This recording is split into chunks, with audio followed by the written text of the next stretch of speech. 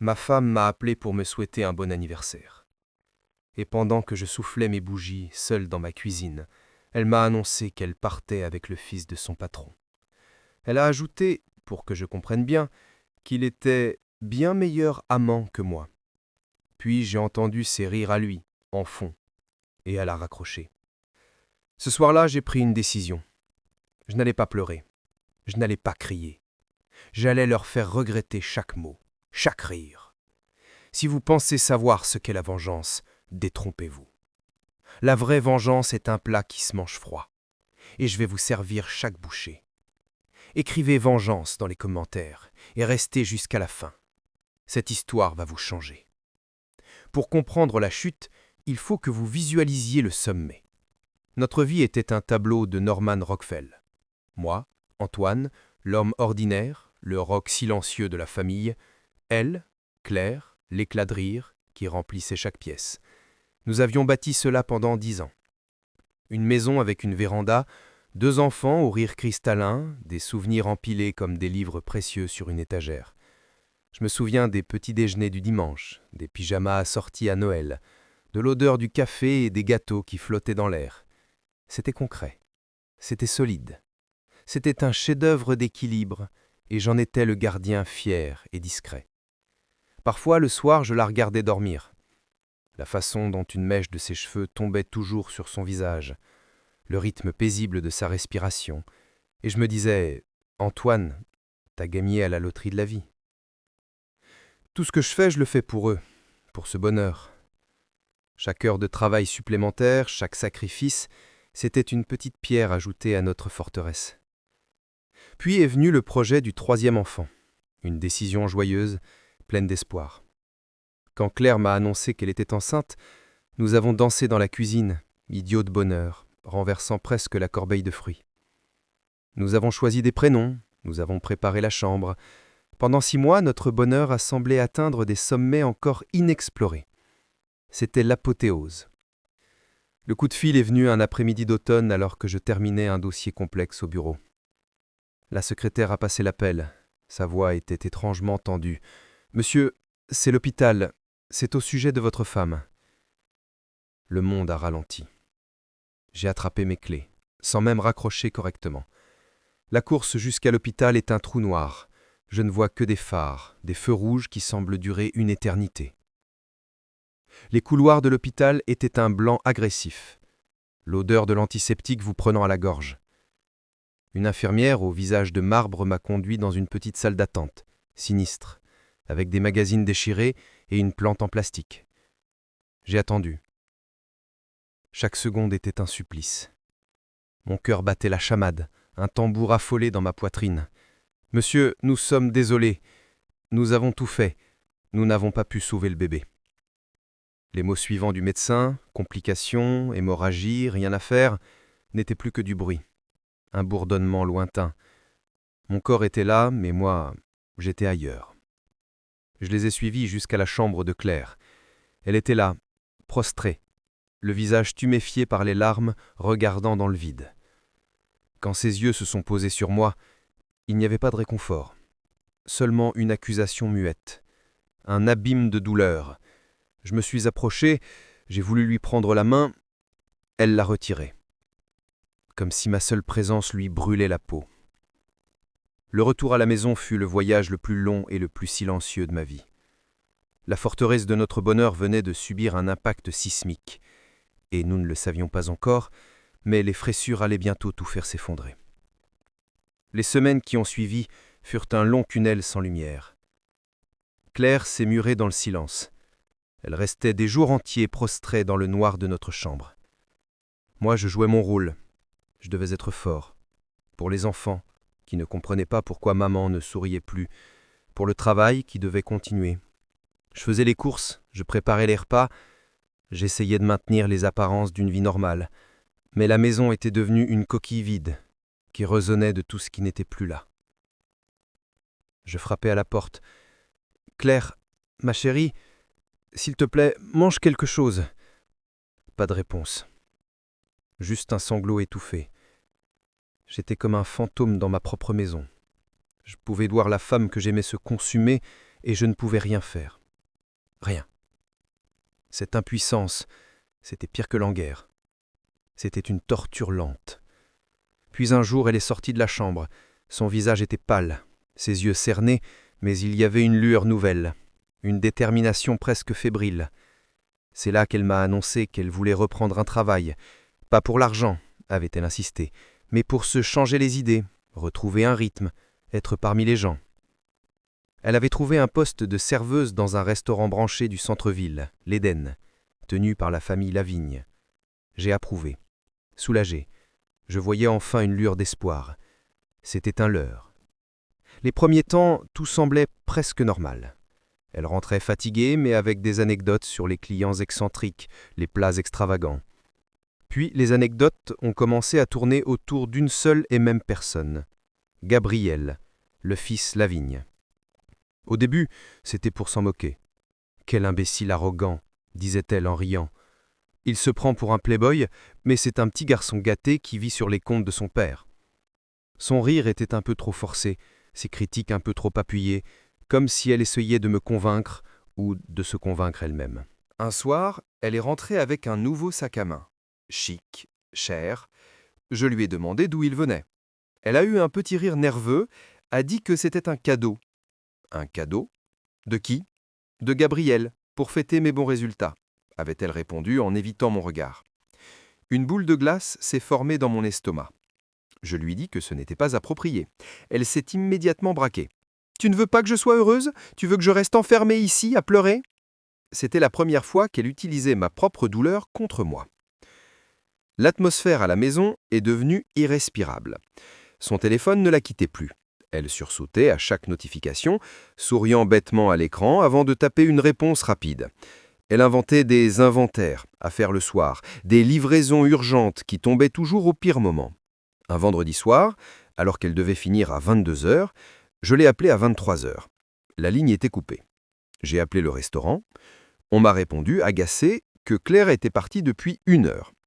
Je suis resté assis dans le noir du salon, à regarder les phares des voitures dessiner des ombres mouvantes sur les murs. Chaque minute qui passait était une confirmation de ce que je refusais de croire. La trahison n'était plus une suspicion. C'était une évidence physique, palpable, qui pourrissait l'air que nous respirions. La confrontation a eu lieu un dimanche matin gris et pluvieux. Les enfants étaient chez mes parents. Le silence dans la maison était si épais qu'on pouvait presque le toucher. Le petit déjeuner était posé entre nous, intact. J'ai pris une grande inspiration. Je devais affronter le monstre. « Claire, nous devons parler. » Elle a levé les yeux de son téléphone, agacée. « De quoi ?»« De tout. De tes retards, de tes mensonges, de Gabriel. » Elle a ricané. « Encore ça? Tu es jaloux d'un gamin ?»« Je ne suis pas jaloux.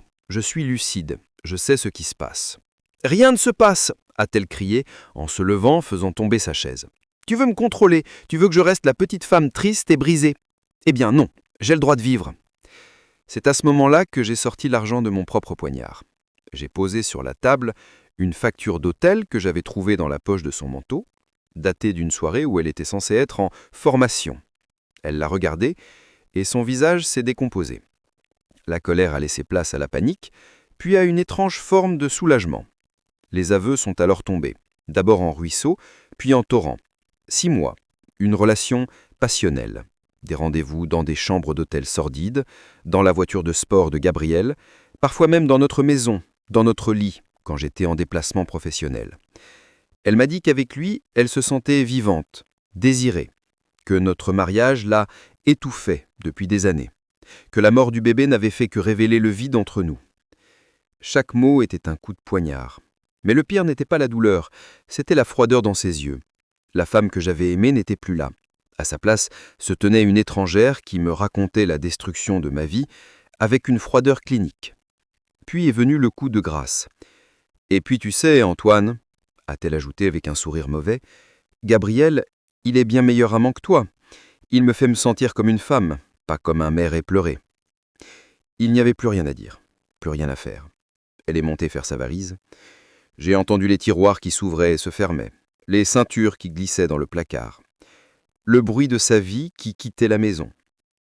Quand elle est descendue, elle n'a même pas levé les yeux vers moi. La porte d'entrée s'est refermée. à claquement sec, définitif. Et le silence est revenu. Mais cette fois, ce n'était plus le silence de la tristesse, c'était le silence qui précède la tempête. Les premiers jours qui ont suivi son départ furent d'un silence assourdissant. Ce n'était plus le silence lourd de sa dépression, mais un vide acoustique parfait.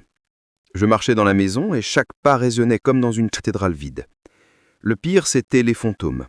Son parfum qui flottait encore dans l'entrée, le rire des enfants qui semblait appartenir à une autre époque.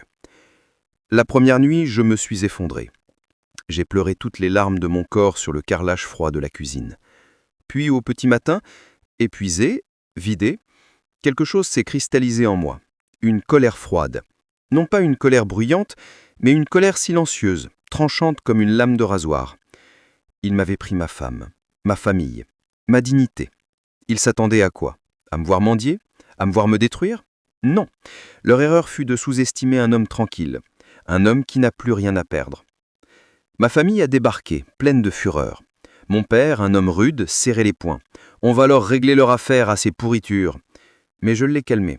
Je lui ai dit que la violence était le langage des idiots et des impulsifs, que ma vengeance à moi serait bien plus élégante, bien plus définitive. J'ai commencé par le plus concret, les enfants.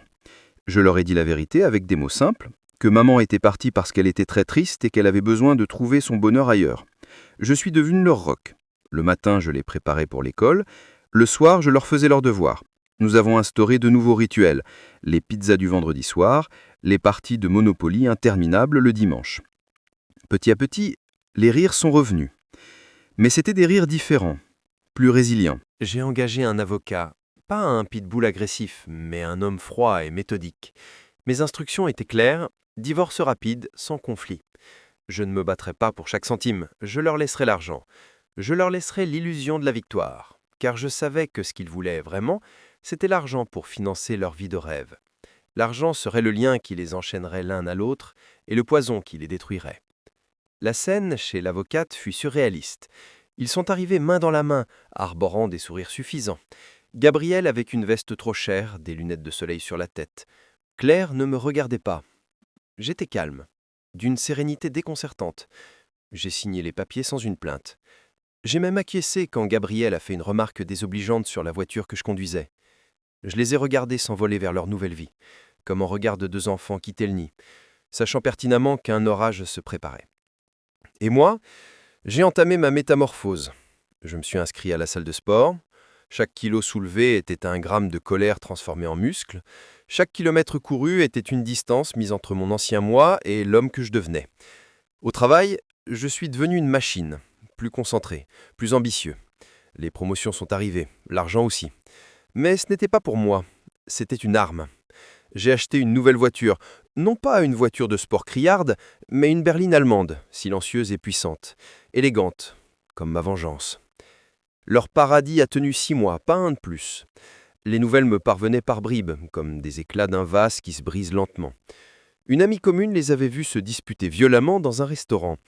Gabriel avait été vu au bras d'une autre femme. Claire postait des photos de moins en moins joyeuses sur les réseaux sociaux, ses sourires paraissant de plus en plus forcés. Puis vint l'appel, la nuit. La voix de ma fille aînée étranglée par les sanglots. « Papa, viens nous chercher, s'il te plaît. Vite, il a frappé Lily. » Je n'ai pas pris le temps de réfléchir. J'ai enforcé l'accélérateur. Le moteur de la berline allemande rugissait, une colère contenue qui épousait la mienne. J'ai grimpé les marches de leur immeuble 2 par 2. La porte de leur appartement était entr'ouverte. À l'intérieur, le spectacle était chaotique. Gabriel, le visage déformé par l'alcool et la fureur, hurlait. Ma plus jeune fille, Lily, était blottie dans un coin, une marque rouge sur la joue. Et Claire était affalée sur le canapé, le regard vide, spectatrice impuissante de son naufrage. Je n'ai même pas regardé Gabriel. Je me suis avancé vers Claire, je me suis penché et je lui ai dit, d'une voix si calme qu'elle en était terrifiante, « Ramasse les affaires des enfants. Vous partez maintenant. » Puis je me suis tourné vers Gabriel. Il avait reculé. La peur avait remplacé la colère dans ses yeux. Je dis, « Si tu approches encore mes filles, ou elles, je ne préviendrai pas la police. Je m'occuperai de toi moi-même. Et crois-moi, tu préférerais avoir affaire à la police. » Le silence qui suivit fut plus éloquent que tous les cris du monde. Je suis reparti avec mes filles. Dans la voiture, régnait un silence de cathédrale. Puis Lily a chuchoté « Papa, tu as été fort ». Cette nuit-là, Claire est venue sonner à ma porte. Elle était trempée, en larmes, méconnaissable. Elle suppliait et parlait de la plus grande erreur de sa vie. C'était le moment que j'avais attendu. La vengeance ultime. La voir à mes pieds. Pourtant, je n'ai ressenti aucune joie. Seulement une immense pitié et une tristesse infinie pour tout ce que nous avions perdu. Je lui ai dit non. Non pas par cruauté, mais parce que certaines blessures sont trop profondes. Je l'ai conduite chez ses parents. Je lui ai offert un toit, mais pas le pardon. Pas ce soir-là. La boucle était bouclée. Leur monde s'était écroulé. Le mien, je l'avais reconstruit, plus solide que jamais. Les années ont passé. La vie a pris ses droits, comme elle le fait toujours. Mes filles ont grandi, sont devenues des femmes formidables. J'ai rencontré Élise, une femme douce et forte, avec qui j'ai bâti un amour paisible basé sur le respect et la confiance, un amour d'adulte. Claire a reconstruit sa vie, difficilement. Elle a suivi une thérapie, a trouvé un modeste emploi de comptable. Nous nous croisons parfois au mariage de nos filles et aux anniversaires de nos grands-enfants. Nous échangeons les politesses. Il y a une mélancolie, oui, une tristesse pour tout ce qui aurait pu être, mais plus de rancœur. Ma vengeance a fonctionné, mais pas comme je l'avais imaginé. La vraie vengeance n'a pas été de la voir souffrir. Ça a été de me rendre compte qu'après des années, je n'avais plus besoin de vengeance. Ça a été de construire une vie si belle, si remplie d'amour vrai et de sens, que le passé a perdu son emprise sur moi. Ils ont cru me voler mon bonheur. En réalité, ils m'ont forcé à en trouver un bien plus grand, plus solide, plus authentique. La trahison est une cicatrice. On l'efface pas. Mais on peut choisir. On peut choisir de la gratter sans cesse jusqu'à l'infection. Ou on peut choisir d'en faire le symbole de sa propre force, le témoignage silencieux qu'on a survécu à la pire des tempêtes et qu'on en est sorti non pas brisé, mais transformé. Plus humain, plus fort. Si cette histoire vous a parlé, si vous avez senti cette colère froide vous traverser, partagez-la. Parce que le silence, parfois, est l'arme la plus puissante. Et n'oubliez jamais, après l'hiver, vient toujours le printemps. Écrivez printemps dans les commentaires si vous croyez en la renaissance. Abonnez-vous pour ne manquer aucune histoire.